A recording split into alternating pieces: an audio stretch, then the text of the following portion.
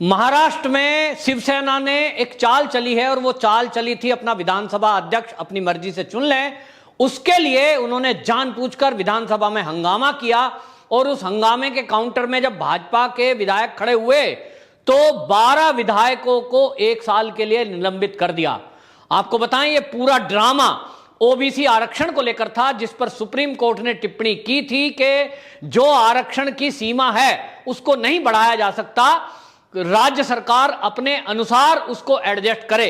यानी एक परसेंटेज 50 तय कर दी गई, उसके अंदर ही उनको करना है, किसी और कैटेगरी से उठापटक करके। इसको लेकर विधानसभा में भारतीय जनता पार्टी के विधायकों ने मांग रखी थी कि सरकार ये व्यवस्था करे कि ओबीसी को आरक्षण दिया जाए, जो कि केंद्र सरकार, जो कि सुप्रीम कोर्ट के बाद में राज्य सरकार को ही करना है। इस पर आपको बताएं कि यह आरक्षण लागू ना हो सके, क्योंकि आगामी जो अभी कुछ ही दिनों बाद मुंबई नगर पालिका के चुनाव हैं और एक चुनाव है विधानसभा अध्यक्ष का। इस दोनों चुनाव में यह शिवसेना की एक रणनीति थी कि किसी तरह यह ओबीसी के आरक्षण के मुद्दे को टाला जाए ताकि उसका लाभ भारतीय जनता पार्टी को ना मिले, क्योंकि भारतीय जनता पार्टी ही ओबीसी के मुद्दे को लगातार उठा रही है। लगातार राज्य सरकार पर देवेंद्र फडणवीस सवाल उठा रहे हैं और वो पहले भी कह चुके हैं कि यदि मराठा आरक्षण पर काम करना होता महाराष्ट्र की सरकार को तो वो लागू कर चुकी होती, लेकिन इनकी मंशा नहीं है। और इसलिए देवेंद्र फडणवीस ने ये सवाल उठाए थे उद्धव ठाकरे सरकार पर। अब रणनीति के तहत शिवसेना के विधायकों ने ऐसा एक माहौल क्रिएट किया कि गाली गलौज, जैसा कि देवेंद्र फडणवीस कह रहे हैं कि उस शिवसेना के विधायकों ने पहले गाली गलौज शुरू की, उसके बाद बैल में बीजेपी के विधायक खड़े हो गए और यह नाम लगा दिया केवल भारतीय जनता पार्टी के विधायकों पर और उनको 1 साल के लिए सस्पेंड कर दिया, जो एक रणनीति के तहत किया गया है। क्योंकि अभी हाल ही में इसी सत्र में चुनाव होना है विधानसभा अध्यक्ष का, और विधानसभा अध्यक्ष के चुनाव में पक्ष विपक्ष दोनों के वोट पड़ते हैं। कोई बाधा खड़ी भारतीय जनता पार्टी की तरफ से ना हो पाए, इसलिए वो चाहते हैं कि सारे विधायकों को एक एक करके सस्पेंड कर दिया जाए, उनको निष्कासित कर दिया जाए विधानसभा से, ताकि वोटिंग के समय केवल कांग्रेस, एनसीपी और शिवसेना के ही विधायक रह जाएं और अपनी मनमर्जी का वो विधायक लोकसभा का अध्यक्ष, विधानसभा का अध्यक्ष चुन सकें। दूसरा मुद्दा यहां पर यह है कि बीएमसी का चुनाव आने वाला है। उद्धव ठाकरे सरकार ने काम कुछ किया नहीं है। उद्धव ठाकरे सरकार के तहत प्रवासी मजदूरों को जो कष्ट झेलने पड़े, वो पिछले साल और इस साल दूसरी हॉस्पिटलों में जो व्यवस्था, कुव्यवस्था कहेंगे, जो हमने कुव्यवस्था देखी कि बेड नहीं है, लोगों के लिए ऑक्सीजन नहीं है, लोगों के लिए दवाइयां नहीं है, यहां तक कि सोसाइटियों में नकली वैक्सीन लगाई गई।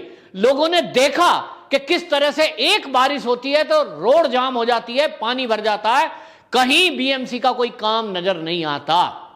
और भ्रष्टाचार इस कदर है कि जरा सा कोई शिवसेना के विरुद्ध में बोल दे तो उसका तो छजली तोड़ देंगे, उसका मकान गिरा देंगे, बुलडोजर तुरंत पहुंच जाएगा, और जो पैसा चढ़ा दे उसके बारे में कोई कार्रवाई होती नहीं है। तो इन मुद्दों को लेकर मुंबईकर परेशान है और मुंबईकरों ने लगभग तय कर लिया है कि इस बार एनसीपी का हो, शिवसेना का हो या कांग्रेस का हो, किसी के पार्षद के कैंडिडेट को वो वोट नहीं देंगे। क्लियर कट अभी तक जो लोगों की मंशा है उस दिख रही है कि भारतीय जनता पार्टी का ही बीएमसी में परचम फहराना है, और इसी बौखलाहट में ये सोच रहे हैं कि बीएमसी के मुद्दे को लेकर कोई ऐसी बात और अलग से ना हो जाए कि भारतीय जनता पार्टी के हाथ में कोई ऐसा मुद्दा आ जाए ताकि और अधिक वोटों से ये जीते।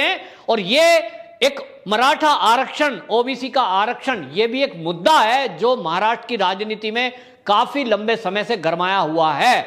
तो अब इनकी एक चाल है कि जैसे ही ओबीसी पर मांग खड़ी करी, भारतीय जनता पार्टी के विधायकों ने मांग रखी, देवेंद्र फडणवीस के तत्वाधान में लोगों ने बात उठाई कि हम इस पर चर्चा करना चाहते हैं, क्योंकि सुप्रीम कोर्ट की टिप्पणी के बाद राज्य सरकार की जिम्मेदारी है और राज्य सरकार इस जिम्मेदारी से भाग नहीं सकती, इस पर चर्चा की जाए। वो चर्चा की मांग कर रहे थे, लेकिन सोची समझी रणनीति के तहत शिवसेना के जैसे कि एक करते भी हैं, और इस पर तो संजय राउत बोल चुके हैं खुद ही, बाकी कोई क्या कहेंगे। वो कहते हैं जी हम तो सर्टिफाइड गुंडे हैं। तो जो सर्टिफाइड गुंडे हैं, उस सर्टिफाइड माने यह है कि उनके पास वो सर्टिफिकेट है और गुंडागर्दी करने की नीति रणनीति जानते हैं, तो गाली दे दो तो अगला कुछ कहेगा ही। किसी को आप गाली देंगे तो क्या वो शांत बैठेगा? देवेंद्र फडणवीस को क्या शिवसेना के उद्धव ठाकरे वगैरह ये इतना कमजोर समझते हैं कि आप कुछ भी कह देंगे और वो शांति से खड़े रहेंगे? ऐसा नहीं होगा। और इसलिए जो राज्यपाल हैं महाराष्ट्र के, कोश्यारी जी से उन्होंने शिकायत दर्ज कराई है। भारतीय जनता पार्टी के विधायक उनसे मिले हैं कि आप देखिए कि पूरी रिकॉर्डिंग सुन लीजिए, हमारा आप देख लीजिए क्या एटीट्यूड था। सबसे पहले शिव सैनिकों ने जानबूझकर गाली गलौज शुरू की। हमने तो केवल मुद्दे पर चर्चा की बात की थी। चर्चा की मांग करना किसी भी विपक्ष का अधिकार है। कोई भी सदस्य किसी भी चर्चा को कह सकता है, इसको अनुशासनहीनता आप कैसे कहेंगे? और रही बात गाली गलौज की, तो गाली गलौज शिव सैनिकों ने शुरू की, लड़ाई झगड़ा उन्होंने शुरू किया। इस पर प्रतिक्रिया अगर बीजेपी वालों ने दी तो उनको सस्पेंड करना ये एक रणनीति के तहत है, षड्यंत्र के तहत है, ताकि ये विधानसभा अध्यक्ष का चुनाव कर सकें अपनी मर्जी से। इस पर आपको बताएं कि जो कोश्यारी जी हैं उन्होंने बाकायदा ये कहा है कि राज्यपाल जो कोश्यारी जी हैं उन्होंने कहा है कि मैं इस विषय में संज्ञान लूंगा और मैं बात करूंगा, और इस विषय में अगर संज्ञान लिया गया तो निश्चित रूप से जैसा शिवसेना चाहती है कि वो अपने आप अपना अध्यक्ष चुन ले, जैसा वो चाहती है कि इस मुद्दे पर कोई बात ना करे, देवेंद्र फडणवीस ने ये क्लियर कर दिया है। फडणवीस ने उन्होंने कह दिया है कि यदि हमारे 112 के 112 विधायक ये सबके सबको सस्पेंड कर देते हैं तो भी मैं पीछे हटने वाला नहीं हूं, मुद्दे को जिंदा रखूंगा। और ये हम देख रहे हैं कि जिस तरह से भारतीय जनता पार्टी महाराष्ट्र में मुद्दों को उठाती है, चाहे वो भ्रष्टाचार के मुद्दे हों, चाहे वो पुलिस सिस्टम में ट्रांसफर पोस्टिंग को लेकर घोटाला हो, चाहे वो 100 करोड़ की उगाही का मामला हो, भारतीय जनता पार्टी मजबूती के साथ मुद्दों को उठाती है, जिसके कारण आप देखेंगे एनसीपी के जो गृह मंत्री थे अनिल देशमुख, उनको इस्तीफा देना पड़ा था, और अभी अजीत पवार उप मुख्यमंत्री घिरते दिखाई दे रहे हैं। निश्चित रूप से अगला नंबर किसका होगा ये दिखाई दे रहा है। और इन्हीं सब चीजों से बौखलाहट में ये उद्धव ठाकरे सरकार ये सोच रही है कि इन मुद्दों को कैसे डाइवर्ट किया जाए। इनका मुद्दा असल में खाली ओबीसी आरक्षण तक नहीं है, मुद्दे 100 करोड़ की उगाही के हैं, मुद्दे एंटीलिया मामले के हैं, मुद्दा सचिन वजह से जुड़ा हुआ है, मुद्दा तो सीबीआई जांच का भी है, और मुद्दा तो जो सुशांत राजपूत था उन तक के मुद्दों को मौन करने के लिए शिवसेना ने हमेशा से यही नीति अपनाई है कि शोर कर दो, हल्ला मचा दो, गुंडागर्दी करो, डराओ धमकाओ, ताकि मुद्दे जो है कहीं पीछे रह जाएं, लड़ाई झगड़े की बात आगे आ जाए। लेकिन अब लग रहा है भारतीय जनता पार्टी के विधायकों ने और देवेंद्र फडणवीस ने जो रणनीति बनाई है, अब लग रहा है कि अपनी रणनीति पर काम कर रहे हैं और ये शिव सैनिकों को बचने नहीं देंगे। इस तरह का हल्ला गुल्ला करके और वो सस्पेंड करके, यदि वो सोचते हैं कि बीएमसी के चुनाव में वो कुछ कर पाएंगे। हालांकि आपको बताएं कि ये मुद्दा एक तरफ है, बीएमसी में तो लगभग मुंबई करो का ये फैसला हो चुका है कि वो अब शिवसेना की इस बीएमसी में जो बनी हुई है अधिकता और जो कब्जा है उससे वो मुक्ति पाना चाहते हैं, क्योंकि जो कुव्यवस्थाएं हैं, जो भ्रष्टाचार है, उससे मुंबईकर परेशान आ चुका है। सब लोग कहते हैं कि भारतीय जनता पार्टी की सरकार आएगी, उस बीएमसी पे भी बीजेपी का कब्जा होगा, तभी मुंबईकर और महाराष्ट्र की जनता को सुकून मिलेगा। क्योंकि अभी तक तो ये देखने में आ रहा है कि जो पुलिसकर्मी लोगों की, जनता की सेवा के लिए होते हैं, सुरक्षा के लिए होते हैं, उन्हीं पुलिस वालों के जरिए व्यापारियों की हत्या की जा रही है। अब इसके पीछे सरकार जिम्मेदार नहीं है तो कौन है? 100 करोड़ की उगाही, उसमें कौन कौन इन्वॉल्व है?